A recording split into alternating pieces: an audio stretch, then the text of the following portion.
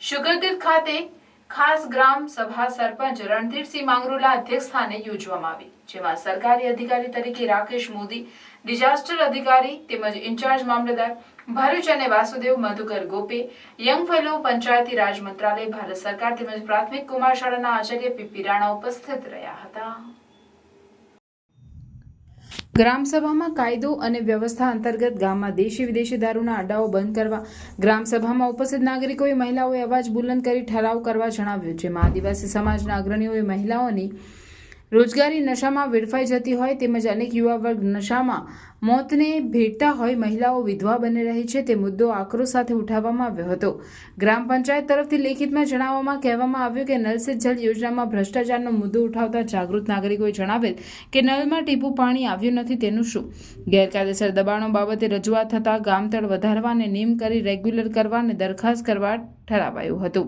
તે ઉપરાંત કાર્તક સુદ પૂનમના મેળા દરમિયાન ગામ લોકો બિન અધિકૃત રીતે 5,000 થી 25,000ના પ્લોટના કાળા બજાર થાય છે તેમજ ગામના લોકોના એક વ્યક્તિના 5 થી 10 પ્લોટો તેમના સગા સંબંધીઓને નામે રાખીને બ્લેકમાં વેચે છે, તેના પર નિયંત્રણ રાખવા, જાહેર હરાજી કરવામાં આવે તેમજ મનોરંજન પ્લોટ ઓછા ભાવે આપી 50 રૂપિયા ટિકિટ નક્કી કરવા ઠરાવ્યું હતું।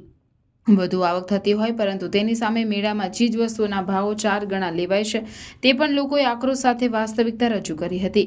ગામમાં લાખો રૂપિયાના ખર્ચે સીસીટીવી કેમેરા મૂકવામાં આવ્યા છે પરંતુ ઘણા સમયથી તે બંધ હાલતમાં છે, ત્યારે તેને કાયમી ચાલુ રાખવા પણ ઠરાવ્યું હતું। ગામમાંથી હાઈવા નહીં લઈ જવાનો જાહેરનામાનો ભંગ થતો હોય તે મુદ્દે જવાબદાર કચેરીને તેમજ આઉટપોસ્ટ પોલીસ સ્ટેશનને જણાવવા પણ જાગૃત નાગરિકોએ રજૂઆત કરી હતી। સરકારી જમીન પર ગેરકાયદેસર દુકાનો બનાવી ભાડે આપવાની અને વેચાણ રાખવાની અનધિકૃત પ્રવૃત્તિ રોકવા માટે પણ ગ્રામસભામાં રજૂઆત થતાં એક સમયે ઉપસ્થિત અધિકારી આશ્ચર્યમાં મુકાઈ ગયા હતા।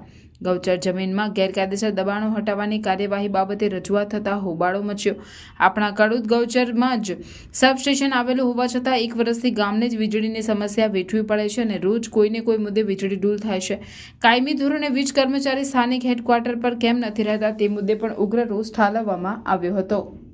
નર્મદા હાઈસ્કૂલની એસટી શિક્ષિકાને ખોટી રીતે સ્કૂલમાં ટોર્ચરિંગ થતું હોવાનો પણ મુદ્દો ઉઠ્યો હતો।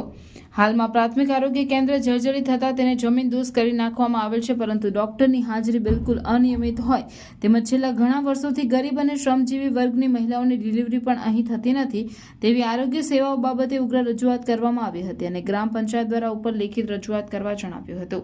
આ પ્રસંગે 75 વર્ષ અને તેથી વયોવૃદ્ધ વ્યક્તિઓનું પણ ગ્રામ સભામાં સન્માન કરવામાં આવ્યું તેમજ આ નિમિત્તે સીપી નિઝામા નિવૃત્ત શિક્ષકે આઝાદીના 75 વર્ષની સુંદર છણાવટ કરી હતી। પહેલી વખત ગ્રામ સભામાં બહોળી સંખ્યામાં હાજરી દેખાઈ હતી, જે અન્વયે આશ્ચર્ય સર્જાયું હતું।